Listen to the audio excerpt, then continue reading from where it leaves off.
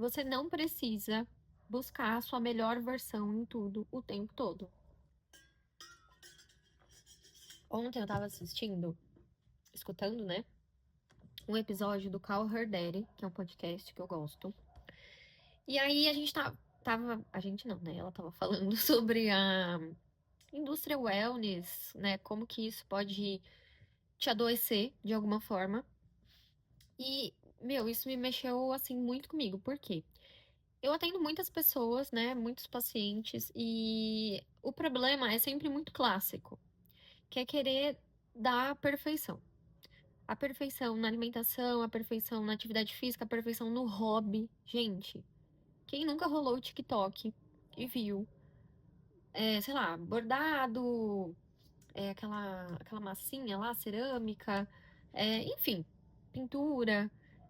E a gente fica o tempo inteiro se comparando com outras pessoas. O tempo inteiro.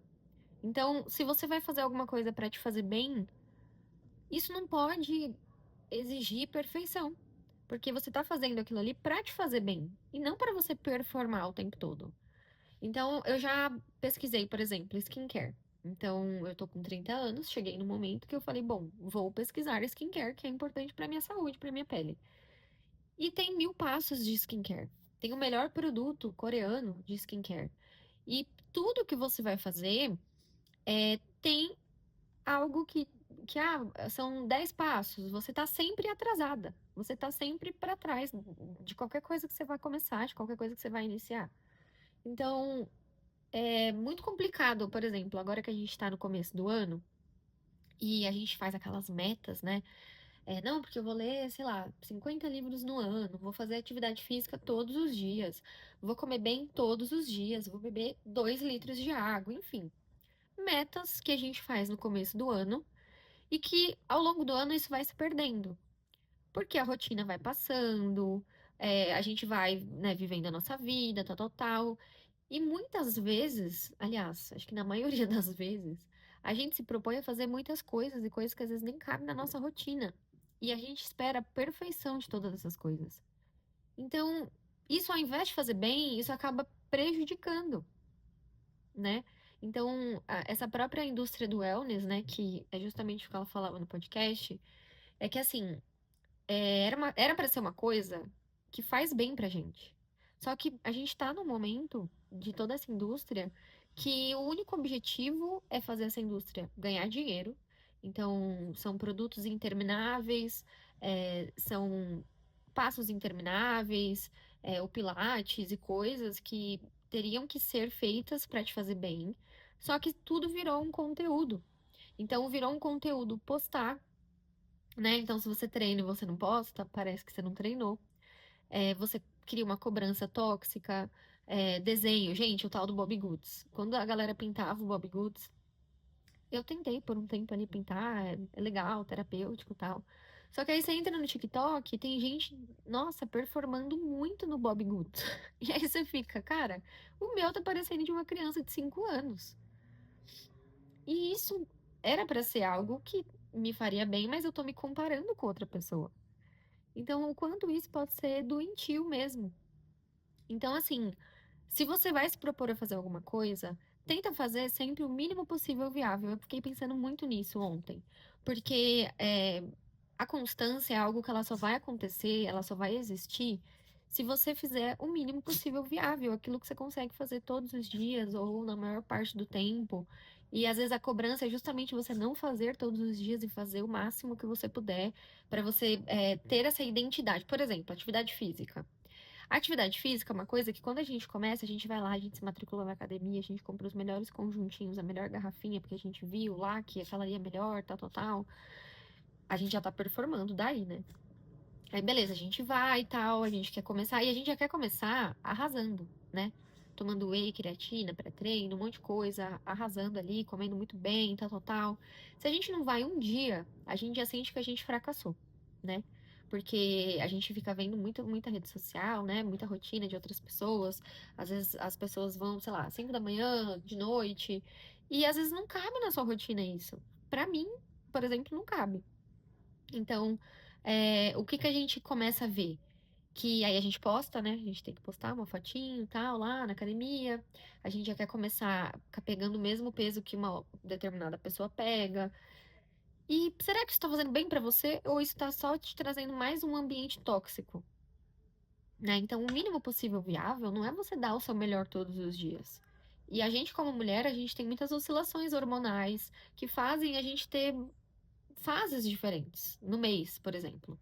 Então, às vezes a gente vai dar o nosso melhor, às vezes a gente vai dar mais ou menos. E a constância, ela não mora na perfeição da execução daquilo que você quer fazer, do exercício ou da agenda perfeita.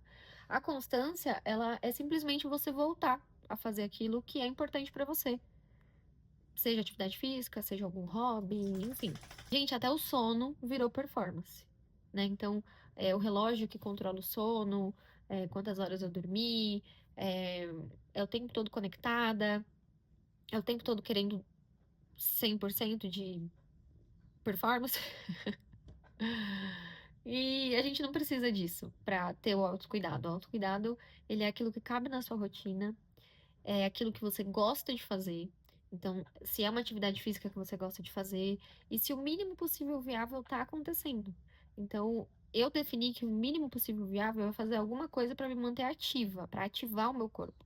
Então, seja fazer uma esteira, seja fazer um exercício funcional de 10 minutos, seja pular uma corda, alguma coisa para me manter ativa e não para eu performar. Claro que vai ter dias que eu vou fazer uma aula de funcional legal, às vezes uma corrida, eu vou dar tudo de mim, mas vão ter momentos que, primeiro, eu não vou ter tempo, segundo, não vou ter energia.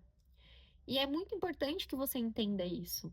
E, por exemplo, a leitura, né? Por muito tempo eu tentei ler a leitura, tentei inserir a leitura com desenvolvimento pessoal, tal, tal, tal, que tinha que performar até na leitura. E aí eu comecei a ler romance, comecei a ler coisas que eu só tava lendo para passar meu tempo. E como isso é importante, né? Porque isso traz criatividade, isso traz prazer, traz coisas que me fazem bem. E eu não coloquei uma meta de livro, tipo, eu vou ler 10 livros no ano. Não, eu leio na hora que eu quero, que me dá uma pausa. Nem sempre eu leio todos os dias, mas sempre que eu posso eu volto para tentar sair um pouco das telas. E isso de fato faz bem.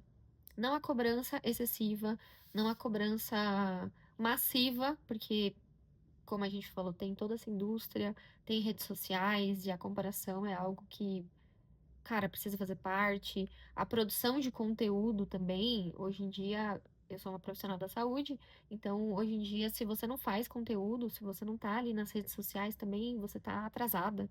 Então, essa sensação de estar o tempo todo atrasada aumenta a ansiedade, aumenta a relação que não é saudável com a comida, a relação que não é saudável com a atividade física. E, bom, qual que é a moral da história, né? O que que eu queria trazer aqui de reflexão que eu entendi? É, primeiro, a gente tem que fazer coisas que faz bem, simplesmente só por fazer bem. Então, se você faz errado, se você faz.